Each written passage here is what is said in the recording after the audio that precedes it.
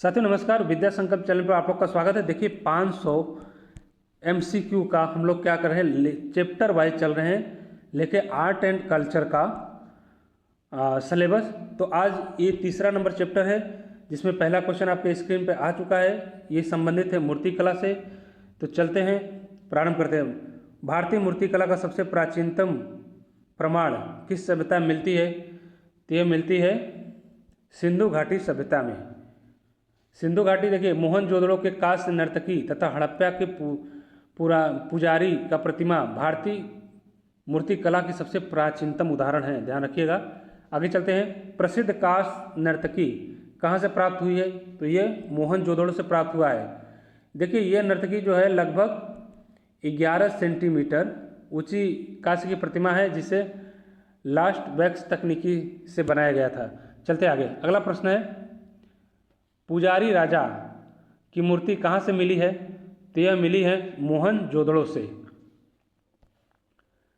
आगे है अशोक स्तंभ का निर्माण मुख्यतः किस पत्थर से हुआ था?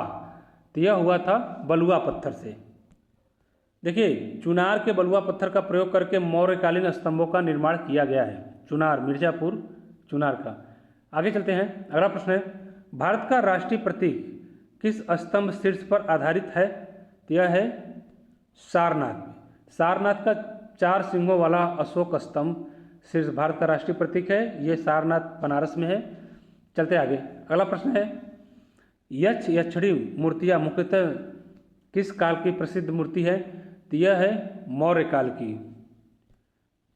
नेक्स्ट है गांधार कला पर किस संस्कृति का प्रभाव था? तो यह था यूनानी संस्कृति का। देखिए गांधार कला को इंडो ग्रीक शैली भी कहा जाता है, ध्यान रखिएगा ये बात। आगे चलते हैं, मथुरा कला का प्रमुख निर्माण पदार्थ क्या था? तो यह है लाल बलुआ पत्थर। लाल बलुआ पत्थर से बना है। अगला प्रश्न है बुद्ध की प्रथम मानव प्रतिमाएं किस काल में बनाई गई? तो यह कुषाण काल में बनाया गया। देखिए गांधार एवं मथुरा शैली में कुषाण काल में बुद्ध की मानव प्रतिमाएं बनाई गई बहुत सारी। चलते आगे, सारनाथ शैली किस काल में विकसित हुई? तो यह गुप्त काल में विकसित हुई। गुप्त काल में सारनाथ शैली अपनी सबसे सर्वोच्च या उच्चतम स्थिति में थी। चलते आगे, अगला प्रश्न है नटराज की प्रसिद्ध कांस्य प्रतिमा किस वंश से संबंधित है? तो यह चोल वंश से संबंधित है। आगे है एलोरा का कैलाश मंदिर किस शैली का श्रेष्ठ उदाहरण है? तो यह है शैलकृत का, रॉक कट का। एक चट्टान को काट के पूरा बनाया गया है एलोरा का कैलाश मंदिर। चलते हैं आगे, अगला प्रश्न है खजुराहो की मूर्तियां किस वंश द्वारा बनवाई गई है?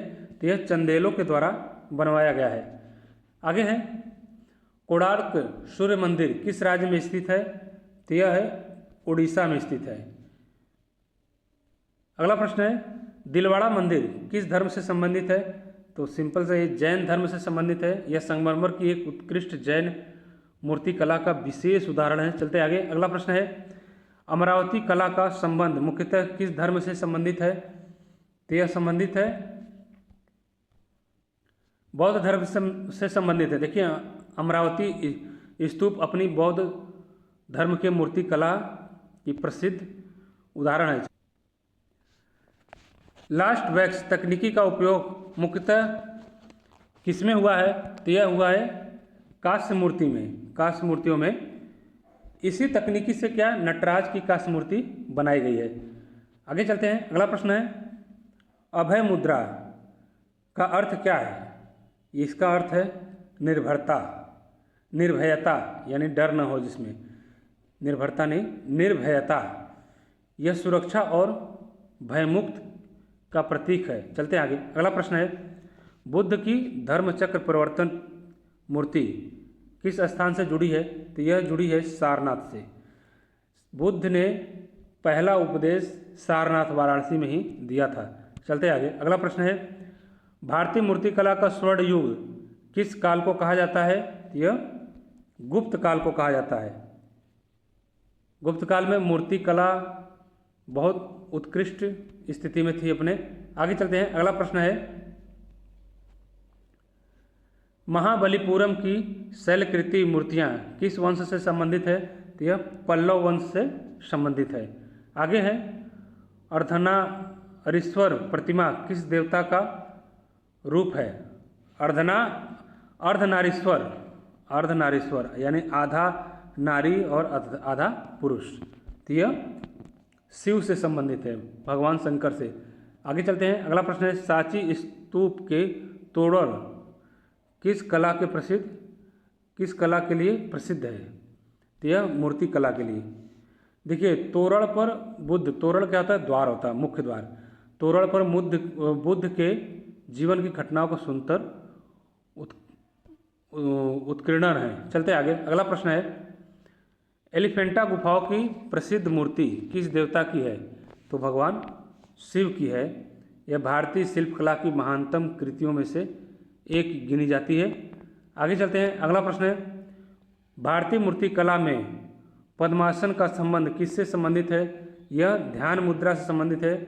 पद्मासन में बैठी प्रतिमाएं ध्यान और आध्यात्मिक साधना के प्रतीक मानी जाती हैं। चलते हैं आगे। तो आज के लिए बस इतना ही, मिलते हैं अगले चैप्टर में। Thank you for watching.